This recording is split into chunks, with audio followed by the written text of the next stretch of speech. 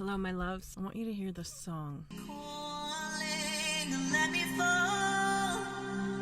fall away from underneath my feelings. Let me go to the...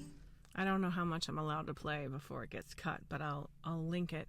I've been listening to the song Liberate for months now, and I continue to come back to it on repeat. And I was thinking this morning about the Tibetan death meditation. How I do this is in the mornings, I ask myself, if I die tomorrow, how do I want to live this day? What is it that I want to create? What do I want to run through me today? And then at night, I ask myself, if I die tonight, how did today meet the standard of my last day on this earth? Did I do what I needed to do? Did I live fully? Like, what an incredible and daunting thing to ask ourselves. And yeah, I can already feel that there are people who do not want to ask this question. And I get it. And it's not about putting ourselves up to a standard of work or of pressure that's meant to stress us out anymore, because let me tell you, there is enough stress on this planet. If you're just trying to survive the oppression, the selfish power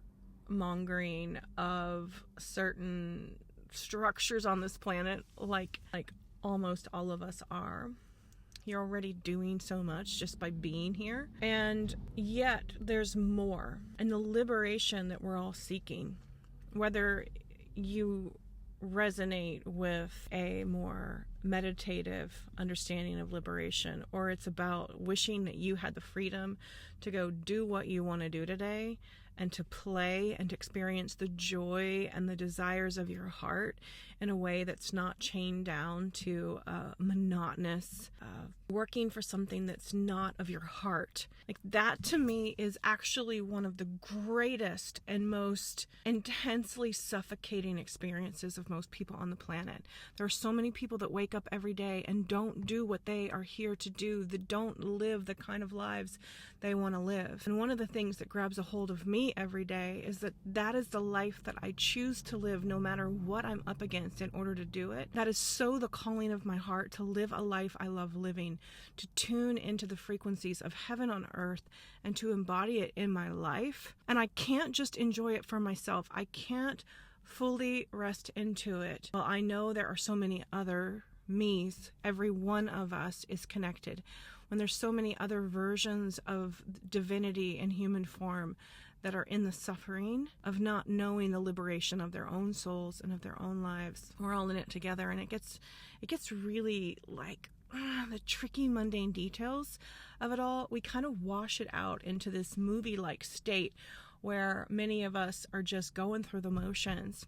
Sure, this is fine. This is exactly what I signed up for. But is it? Is it really what we want to experience while we're in these human bodies, being God, being divine life force energy in molecular cellular form, enlightening up every day, lightening up, getting to a state of more aliveness and more awakeness and more liberation every day. So yeah, I was crying on my way in today to Nashville from out in the country, and I was driving down these gorgeous country roads, and I was feeling my ancestors, and I was feeling the Cherokee people walking along the Trail of Tears.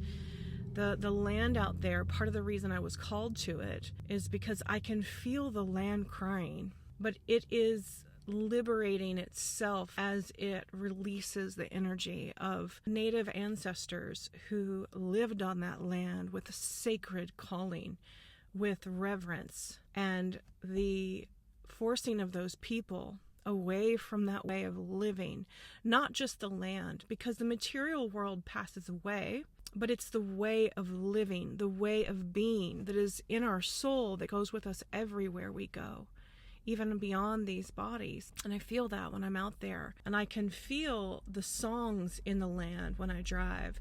And I was singing the song. It's been on repeat all morning.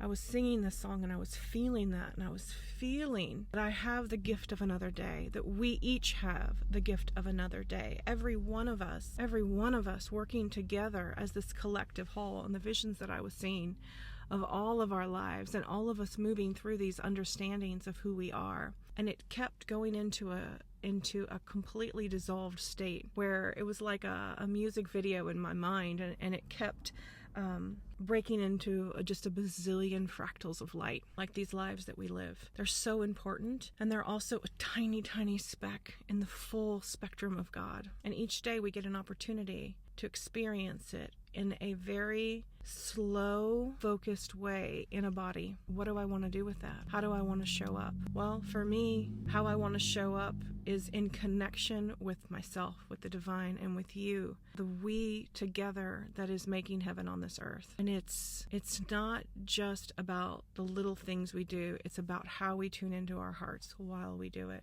And I feel it. And I think one of the hardest things about living inside of a little body when I'm so much bigger than this, and I feel it and I know it, is how do we translate divinity? How do we translate it? I see myself as an energy translator, multi-dimensional energy translator, and it all comes barreling through me, and then I try to make art with it. I try to make my life an expression of this magnificent and huge energy that I feel. And do you know what that looks like? A lot of times planting seeds in the garden, or making a cup of tea for a friend, or singing a song while I'm on a walk underneath trees that are also speaking with me. That's what it looks like. That's what art looks like. And yes, it's beautiful to share ourselves. It is, because in seeing ourselves in another's eyes, we are able to know more of the complexity that we are. There's something really beautiful about passing that light back and forth, and amplifying that heart frequency, because it brings us into that unity state together.